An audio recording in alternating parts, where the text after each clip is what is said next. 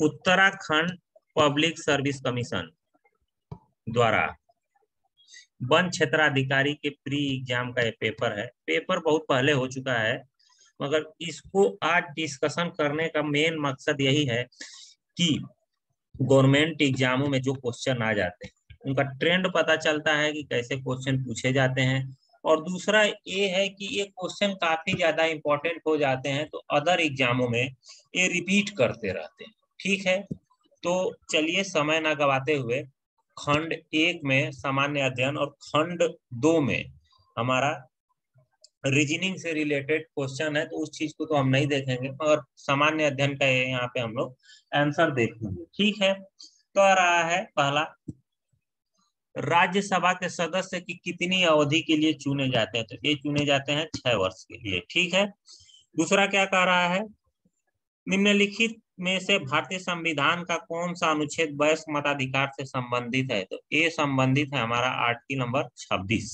ठीक है, article number 326 संबंधित है। ठीक है, तीसरा क्वेश्चन आप लोग यहाँ पे देखिए, कह रहा है भारत के सर्वोच्च न्यायालय द्वारा निम्न में से कौन सा आदेश अवैध रूप से निरोध किए जाने के मामले में जारी किया जाता है? तो ये किया जाता है बंदी प्रत्यक्षीकरण। तो इसका जो सही आंसर होगा वो होगा बी। ठीक है, उसके बाद चौथा क्वेश्चन देखिए, भारतीय संविधान की 11वीं सूची, 11वीं सूची जो थी भारतीय संविधान में वो 1992 में 73वें संशोधन के तहत जोड़ी गई थी, जिसमें पंचायती राज इंस्टीट्यूशन के बारे में बात किया गया था। तो कह रहा है कि 11वीं सूची के अंतर्गत पंचायतों के लिए कितने विषय सूचीबद्ध किए गए? तो ये 29 विषय सूचीबद्ध किए गए। तो इसका जो सही आंसर होगा वो होगा डी। ठीक है, पूछ रहा है राज्य लोक सेवा आयोग के अध्यक्ष की नियुक्ति किसके द्वारा की जाती है? राज्य लोक सेवा आयोग के अध्यक्ष की नियुक्ति किसके द्वारा की जाती है? तो एक की जाती है राज्य के राज्यपाल के द्वारा। ठीक है, राज्य के राज्यपाल के द्वारा ये नियुक्ति की जाती है। ठीक है, छठा क्वेश्चन क्या कह रहा है, निम्न में से भारतीय संविधान का कौन सा भाग अंतर्राष्ट्रीय शांति और सुरक्षा की अभिवृद्धि के लिए राज्य के उत्तरदायित्व का वर्णन करता है? तो ये करता है राज्य के नीति निर्देशक तत्व, यानी कि छठे का जो सही आंसर हो जाएगा वो हो जाएगा सी। आर्टिकल नंबर 51 जो है इंटरनेशनल पीस एवं हार्मोनी रिलेशन की बात करता है। ठीक है, तो इस चीज को ध्यान रखना है। ठीक है, अगला क्वेश्चन जो है, भारत के राष्ट्रपति के विरुद्ध महाभियोग प्रस्ताव पर संसद के किसी सदन के कितने सदस्यों के हस्ताक्षर होने चाहिए? तो 1/4 सदस्यों के हस्ताक्षर होने चाहिए। इसका जो सही आंसर हो जाएगा वो हो जाएगा ए। ठीक है, 7वां का जो सही आंसर होगा वो होगा ए। उसके बाद कह रहा है पंचायती राज से संबंधित निम्नलिखित समितियों को काल क्रमानुसार व्यवस्थित कीजिए। तो देखिए, जीवी के राव समिति, LM सिंघवी समिति, बलवंत राय मेहता समिति। देखिए, सबसे पुरानी जो समिति है पंचायती राज से ना, वो है आपकी बलवंत राय मेहता कमेटी। तो इसमें देखिए 3 जो है सबसे पहले शुरुआत यही कर रहा है। तो इसका जो सही आंसर तो हो जाएगा, यहीं से मिल गया कि 3 से शुरू हो रहा है, तो यानी कि बलवंत राय मेहता समिति पहले आएगी। उसके बाद आएगी आपकी अशोक मेहता कमेटी, 77 में बनी थी। तो इसको ध्यान रखना है। तो इसका जो सही आंसर हो जाएगा वो हो जाएगा सी। उसके बाद कह रहा है निम्न में से भारतीय संविधान का कौन सा अनुच्छेद राज्यपाल को अध्यादेश जारी करने की शक्ति प्रदान करता है? तो ये शक्ति प्रदान करता है अनुच्छेद नंबर 213। ठीक है, प्रेसिडेंट को यही शक्ति जो है अनुच्छेद नंबर 123 से मिलती है। तो इस चीज को भी ध्यान रखना है। ठीक है, फिर कह रहा है निम्न में से किस संविधान संशोधन अधिनियम द्वारा भारतीय संविधान की प्रस्तावना में संशोधन किया गया था? देखिए, प्रियम्बल या फिर प्रस्तावना में किसने संशोधन किया गया था, किस संविधान? ये देखिए, एकमात्र संशोधन जो है 42वां संशोधन जो हुआ था। ठीक है, इसमें 3 शब्द जोड़े गए थे। ठीक है, सेकुलर, सोशलिस्ट और इंटीग्रिटी। तो इसका जो सही आंसर होगा 42वां संशोधन, यानी कि बी। ठीक है, चलते हैं अपने 11वें क्वेश्चन पे। 11वां क्वेश्चन यहाँ से देखिए, 11वां क्वेश्चन क्या कर रहा है, भारतीय संविधान में विधि का शासन निम्न में से किस अनुच्छेद में निहित है? तो ये निहित है हमारा बी, यानी कि अनुच्छेद नंबर 14। ठीक है, कह रहा है निम्नलिखित में से कौन सा संवैधानिक संशोधन भारत के मतदान की आयु को कम करने से संबंधित था? तो ये था 61वां संशोधन। 61वां संशोधन में मतदान की आयु को 21 वर्ष से घटा के 18 वर्ष कर दी गई थी, तो इसको ध्यान रखना है, ठीक है। उसके बाद कर रहा है मरुस्थल वृक्षारोपण एवं अनुसंधान केंद्र कहाँ भारत में कहाँ स्थित है, तो ये जोधपुर में स्थित है। सही आंसर डी। 14वां क्वेश्चन, भारत में निम्नलिखित राज्यों में कौन अभ्रक का सबसे बड़ा उत्पादक राज्य है, तो ये है झारखंड। झारखंड हमारा अभ्रक का सबसे बड़ा उत्पादक राज्य है। फिर कह रहा है 15वां क्वेश्चन, निम्नलिखित वर्षों में से किसमें भारत के राज्य पुनर्आयोग की स्थापना की गई थी, तो ये की गई थी आपकी 1956 में की गई थी। तो 15वें का जो सही आंसर होगा वो होगा बी। फिर कह रहा है 16वां कह रहा है, निम्न में से कौन सा भारत में प्रथम राज्य है जो अपने सकल घरेलू उत्पाद की गणना में सकल पर्यावरण उत्पाद का उपयोग करेगा, तो ये करेगा उत्तराखंड। सबसे इंपॉर्टेंट क्वेश्चन ये है क्योंकि देखिए इन्वायरमेंट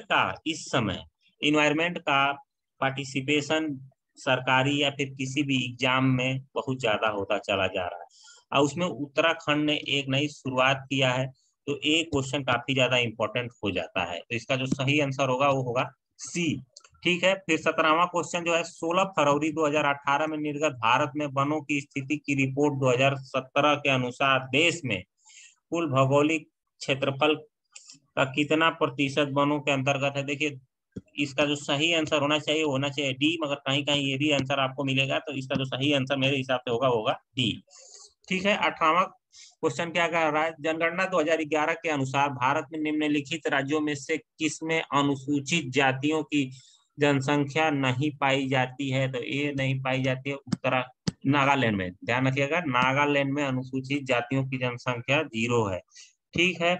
उसके बाद 19वां क्वेश्चन देख लीजिए। 19वां क्वेश्चन कह रहा है कि भारत में जनसंख्या विस्फोट किससे संबंधित है, तो ये संबंधित है उच्च जन्म दर और निम्न मृत्यु दर से। तो इसका जो सही आंसर होगा वो होगा ए। उसके बाद 20वां क्वेश्चन जो है, भारत की समुद्री तट रेखा की कुल लंबाई कितनी है, तो देखिए भारत की समुद्री तट रेखा की कुल लंबाई जो है वो 7516.6 किलोमीटर है, जिसमें गुजरात राज्य की सबसे बड़ी तट रेखा है एज कंपेयर टू अदर राज्य, ठीक है।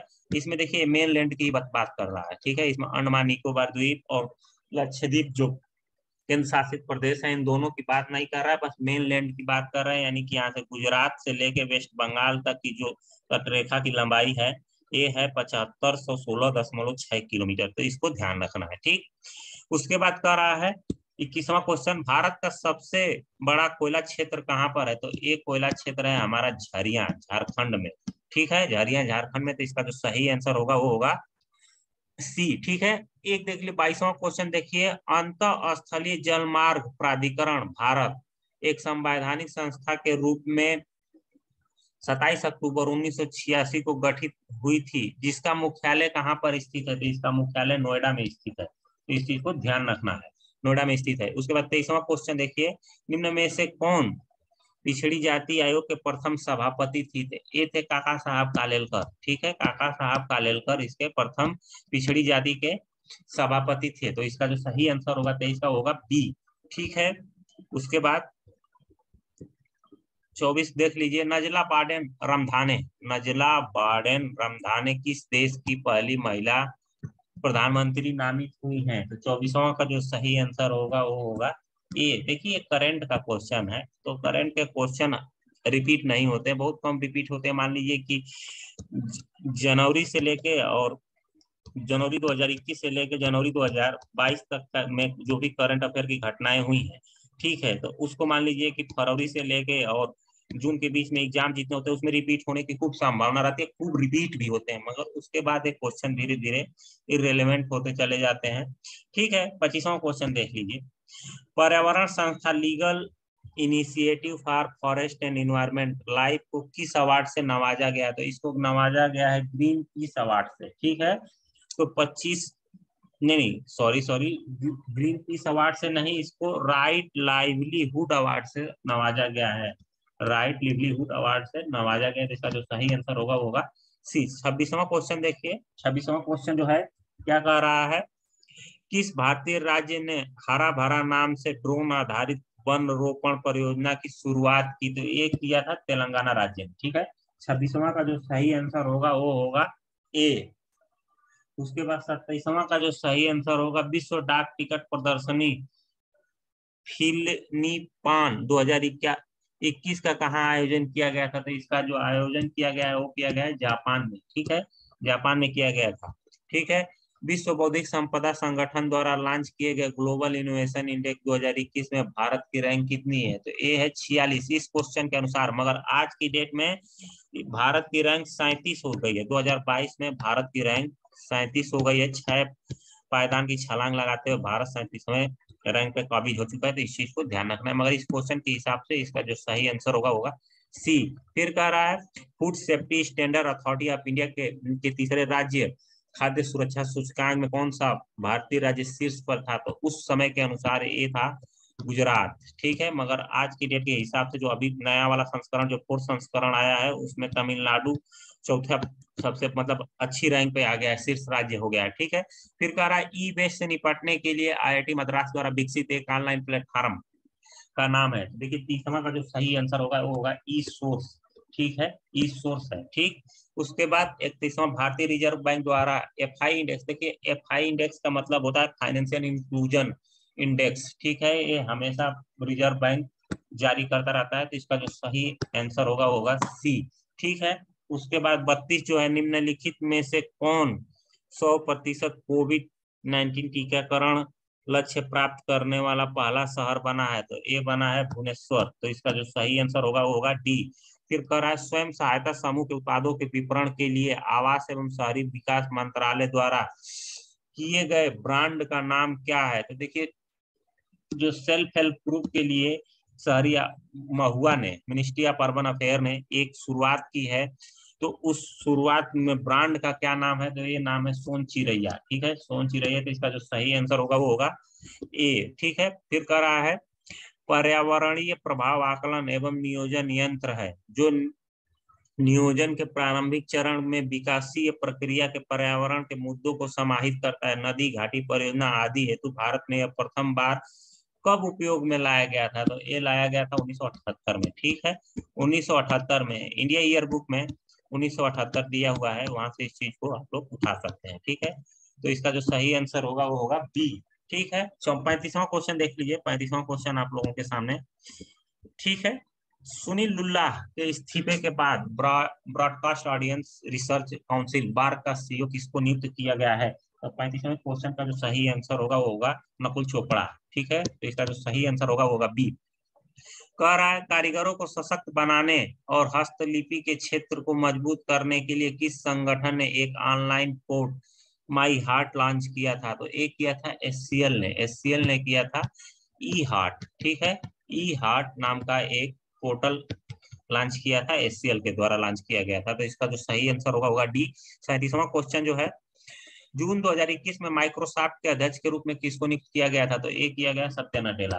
ठीक है, सत्या नडेला को किया गया। तो इसका जो सही आंसर होगा वो होगा ए। ठीक है, 38 जो है भारत का सबसे बड़ा तैरता सौर ऊर्जा संयंत्र किस राज्य में स्थापित किया गया है? तो इसका जो सही आंसर है वो है बी। ठीक है, आंध्र प्रदेश। भारत रत्न से सम्मानित उत्तराखंड की एकमात्र विभूति जिनका नाम बताइए? तो ये है गोविंद वल्लभ पंत। ठीक है, तो इसका जो सही आंसर होगा वो होगा बी। ठीक है, टिहरी रियासत का भारतीय संघ में विलीनीकरण कब हुआ था? तो इसका जो विलीनीकरण हुआ था वो हुआ था सी, यानी कि 1949 में किया गया था। टिहरी रियासत का भारतीय संघ में विलीनीकरण 1949 में किया गया था। तो इसका जो सही आंसर होगा वो होगा सी। 41वां क्वेश्चन जो है उत्तराखंड की सबसे लंबी नदी कौन सी है? तो उत्तराखंड की सबसे लंबी नदी जो है काली नदी है। ठीक है, तो इसको ध्यान रखिएगा, काली नदी सबसे लंबी नदी है।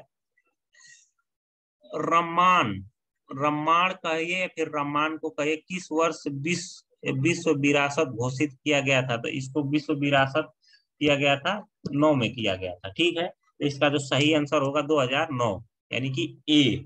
ठीक है, 43वां क्वेश्चन गणिका नाटक के लेखक कौन है? तो गणिका नाटक के लेखक जो है मौलाराम। ठीक है, तो इसका जो सही आंसर होगा वो होगा ए।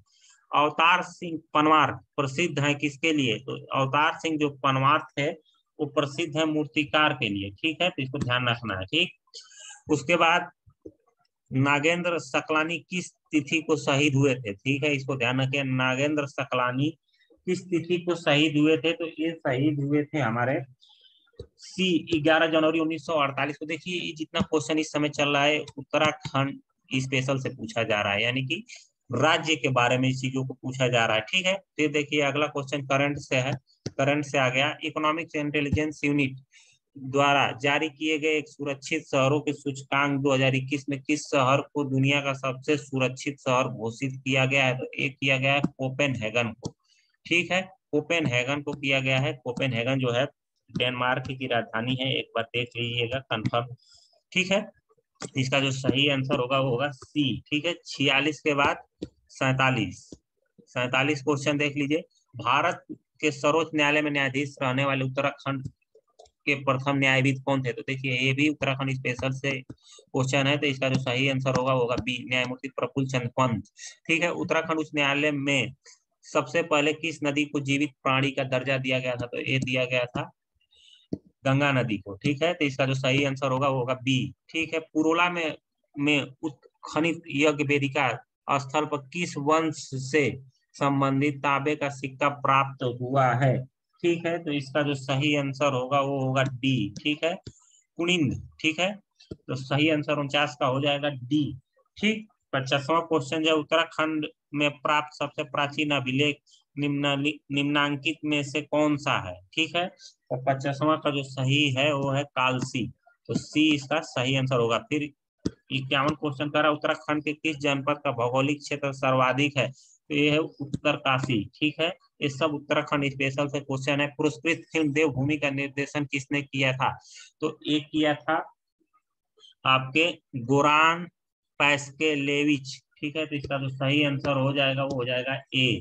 ठीक है, फिर कह रहा है उत्तराखंड में विकास खंडों की संख्या कितनी है? तो उत्तराखंड में विकास खंडों की संख्या जो है ये है 95। ठीक है, अगला क्वेश्चन देख लिया, निम्नलिखित में से कौन एक खिलाड़ी उत्तराखंड से नहीं है? तो 54 का जो सही आंसर हो जाएगा ललित उपाध्याय। ठीक है, ललित उपाध्याय जो है ये क्या नाम है कि बनारस के रहने वाले हैं और ये हॉकी के खिलाड़ी हैं। ठीक है, तो इस चीज को ध्यान रखना है। ठीक है, यूपी से संबंध रखते हैं। ठीक, उसके बाद निम्नलिखित में से कौन सा वन्य जीव विहार हिम तेंदुओं के संरक्षण हेतु प्रसिद्ध है?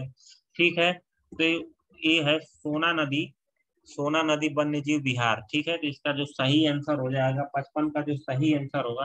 ठीक है, इसको थोड़ा सा करेक्ट कर लीजिए, 55 का जो सही आंसर होगा वो होगा सी, गोविंद वन्य विहार। ठीक है, तो इसका जो सही आंसर होगा वो होगा सी, सी। ठीक है, 56 क्वेश्चन जो है, हेनली नेशनल पार्क की स्थापना किस वर्ष हुई थी? ठीक है, तो हेनली नेशनल पार्क की स्थापना जो थी वो सी, यानी कि 1936 में की गई थी। ठीक है, उसके बाद 57 जो क्वेश्चन जो है, 57 क्वेश्चन क्या करें, निम्नलिखित में से किस ताल में मानव कंकाल पाए गए थे? तो ये पाए गए थे हमारे बी, यानी कि रूप कुंड, रूप कुंड में पाए गए थे, तो इसका जो सही आंसर होगा वो होगा बी।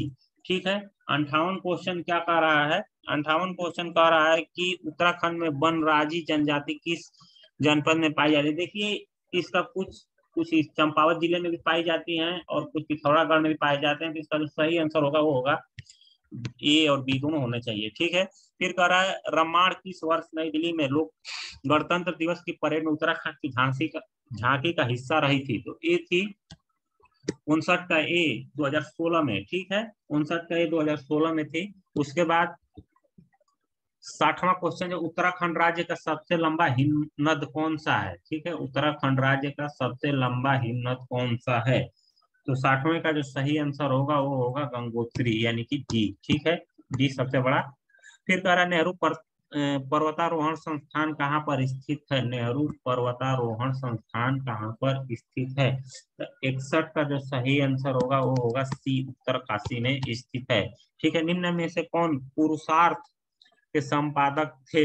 62वां जो है, तो इसका जो संपादक थे वो थे गिरजादत्त मैथानी। ठीक है, गिरजादत्त मैथानी थे। ठीक, उसके बाद 63 जो उत्तराखंड के उस जिले का नाम बताइए जहां कार्तिक स्वामी मंदिर स्थित है?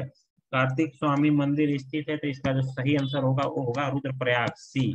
ठीक है, होली हिमालय पुस्तक के लेखक का नाम बताइए? होली हिमालय पुस्तक के लेखक का नाम बताइए। तो 64वां का जो सही आंसर हो जाएगा वो हो जाएगा ई शरमन ओकले। ठीक है, तो इसका जो सही आंसर होगा वो होगा बी।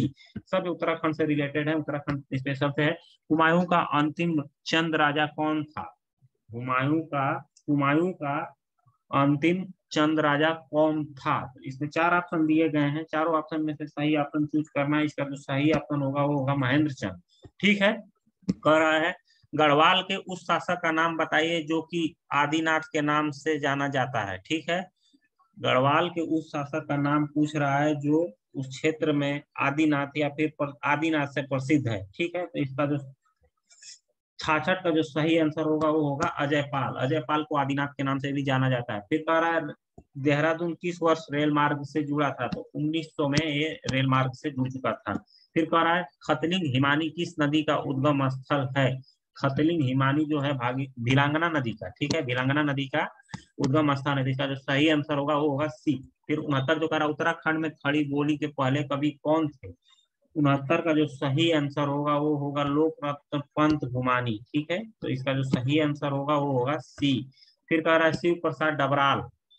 शिव प्रसाद डबराल चारण जाने जाते हैं क्या थे? मतलब इतिहासकार थे, राजनेता थे, चित्रकार थे या फिर समाज सेवी थे? तो इन्हीं में से पूछ रहा है। शिव कुमार प्रसाद डबराल जो थे वो इतिहासकार थे। ठीक है, फिर कह रहा है कहता उत्तराखंड में दूसरी सबसे ऊंची पर्वत चोटी कौन सी है? तो ये है कामेट। ठीक है, इसका जो सही आंसर होगा वो होगा कामेट। ठीक है, अब ये हो गया। दूसरी पूछ रहा है, पहली जो है नंदा देवी। ठीक है, नंदा देवी सबसे ऊंची चोटी है उत्तराखंड की, और कामेट जो है दूसरी सबसे ऊंची चोटी है। ठीक है, अगला क्वेश्चन देख लीजिए। 72वां क्वेश्चन है, इसमें से किस जंतु में 3 हृदय का व नीला रक्त होता है, यानी कि ब्लू ब्लड होता है, ब्लू ब्लड? तो ठीक है, तो इसमें ऑक्टोपस जो होता है इनके 3 हार्ट होते हैं और इनके जो ब्लड होते हैं वो नीला होता है।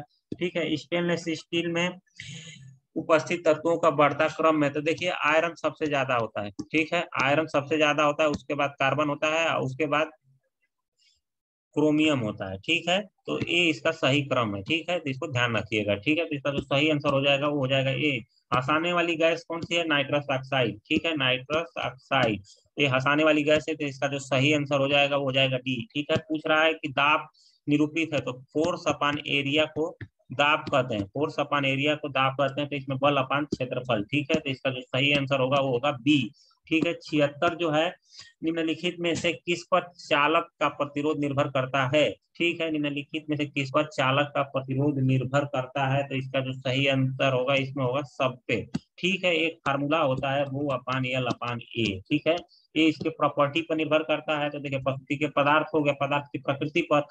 ठीक है, लंबाई पर ये निर्भर ही कर रहा है और क्रॉस सेक्शन एरिया ये निर्भर ही कर रहा है। तो जो चालक का प्रतिरोध निर्भर करता है, तो उपरोक्त में से सभी। तो इनका जो सही आंसर हो जाएगा डी। ठीक है, फिर कह रहा है 77वां क्वेश्चन कह रहा है अनावृत बीजी का सबसे विकसित गण है। 77 का जो सही आंसर होगा वो होगा सी।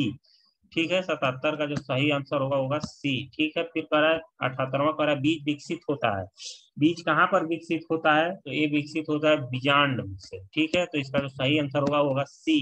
ठीक है, फिर कह रहा है मानव में रक्त स्राव की बीमारी किसकी कमी के कारण होती है? तो ये होती है विटामिन के की कमी के कारण। ठीक है, तो विटामिन के की कमी से खून में थक्का नहीं बहता, तो एक बार कट जाने के बाद भी खून हमेशा ही प्रसावित होता रहता है, तो इस चीज को बहता रहता है, इसको ध्यान रखें। पास्चुराइजेशन के बारे में पूछ रहा है या फिर निर्जीवीकरण जिसे कहते हैं, आंशिक निर्जीवीकरण। तो देखिए आंशिक निर्जीवीकरण जो होता है 63 डिग्री तक टेम्परेचर तक और 30 मिनट के लिए दूध को पास्चुराइजेशन या फिर निर्जीवीकरण किया जाता है। तो इसका जो सही आंसर होगा वो होगा बी। ठीक है, उसके बाद एक पूछ रहा है 21वां क्वेश्चन अर्धसूत्री कोशिका विभाजन किस अवस्था में काइस मेटा का निर्माण होता है? ठीक है, तो 81वां का जो सही आंसर होगा वो होगा सी। ठीक है, प्रोकेज। ठीक है, सी होगा। फिर कह रहा है इम्यूनोग्लोबिन की प्रकृति होती है तो होती है प्रोटीन की प्रकृति होती है, तो इसका जो सही आंसर होगा वो होगा ए। फिर पूछ रहा है प्राथमिक मेमोरी है, तो देखिए रैम जो है इसकी प्राथमिक मेमोरी होती है। ठीक है, उसके बाद कह रहा है मिक्रोसिस एक, देखिए एक कवक है, यानी कि अभी देखे होंगे कोविड में फंगस की कुछ बीमारियां देखने को मिली थी, उसी से रिलेटेड है। तो मिक्रोसिस फंगस या कवक से संबंधित है, तो इसका जो सही आंसर होगा 84 का होगा ए। ठीक है, 85वां क्वेश्चन देखिए हाफ बाइट किससे कहलाती है? कहलाती है निम्बल। निम्बल को हाफ बाइट कहा जाता है। इसका जो सही आंसर होगा वो होगा ए। 66वां क्वेश्चन पूछा है, निम्नलिखित में से कौन सी चौथी पीढ़ी की मोबाइल तकनीक है? तो LTE, देखिएगा LTE, आप लोग जो मोबाइल यूज कर रहे होंगे उसमें देखिएगा नेटवर्क जो पकड़ता है तो उसमें कई जगह LTE वगैरह लिखा रहता है। तो इसका जो सही आंसर होगा वो होगा सी, ये फोर्थ पीढ़ी की, फोर्थ जनरेशन की मोबाइल का ये तकनीक है। ठीक है, आधुनिक पीढ़ी के कंप्यूटरों में प्रयुक्त IC किससे बनती है? तो ये सिलिकॉन से बनती है, सेमीकंडक्टर है सिलिकॉन। इसका जो सही आंसर होगा वो होगा सी।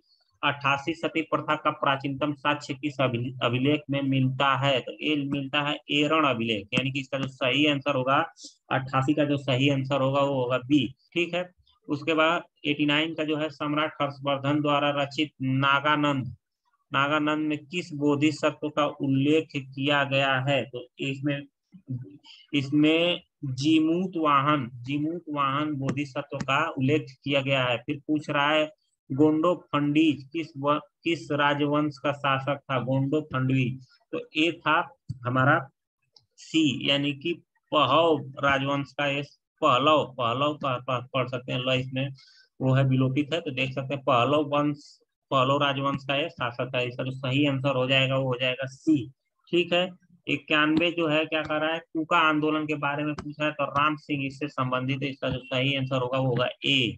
ठीक है, उसके बाद कह रहा है कि 92वां क्वेश्चन जो कह रहा, अखिल भारतीय ट्रेड यूनियन की स्थापना कब की गई थी? तो अखिल भारतीय ट्रेड यूनियन कांग्रेस की स्थापना 1920 में की गई थी। तो इसका जो सही आंसर होगा वो होगा ए। मॉडर्न इंडिया से क्वेश्चन है, निम्नलिखित में से किसे आगरा के निकट सिकंदरा में दफनाया गया था? तो अकबर को दफनाया गया था। तो इसका जो सही आंसर होगा वो होगा बी। ठीक है, उसके बाद कह रहा है 94वां क्वेश्चन, शिवाजी के अष्टप्रधान में से निम्नलिखित में से कौन आधुनिक विशेष सचिव के समकक्ष था?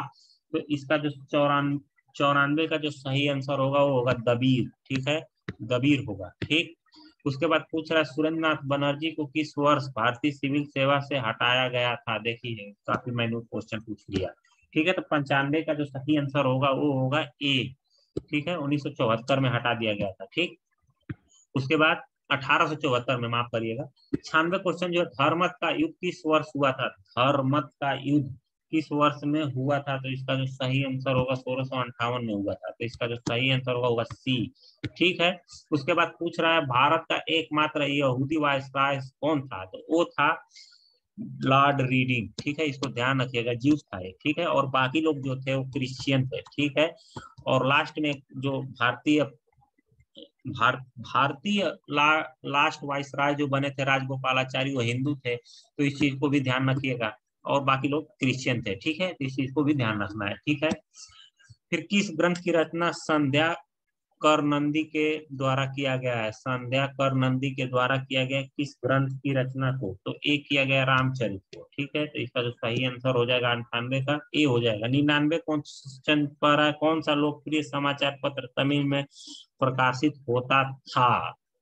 ठीक है, तो 99 का जो सही आंसर होगा वो होगा स्वदेश मित्रम। देखिए मित्रम वगैरह जो लास्ट में लगे रहते हैं मोस्टली साउथ में ही, जैसे समुद्रम, शिवा सुंदरम, ऐसे ऐसे वहां उधर लिखे जाते हैं। तो इस चीज से भी इस चीज को पकड़ा जा सकता था। तो इसका जो सही आंसर होगा सी। फिर 100वां क्वेश्चन जो इस पेपर का जो लास्ट क्वेश्चन है, पूछ रहा है एक बाइट में कितने बिट्स होते हैं? तो 8 बिट्स होते हैं। ठीक है, 8 बिट्स होते हैं। तो इसका जो सही आंसर हो जाएगा वो हो जाएगा ए। तो दोस्तों ए था वन क्षेत्राधिकारी, उत्तराखंड पब्लिक सर्विस कमीशन द्वारा, उत्तराखंड पब्लिक सर्विस कमीशन द्वारा पूछा गया क्वेश्चन। ठीक है, तो इसमें आज इतना ही। तब तक के लिए नमस्कार, जय हिंद, जय भारत।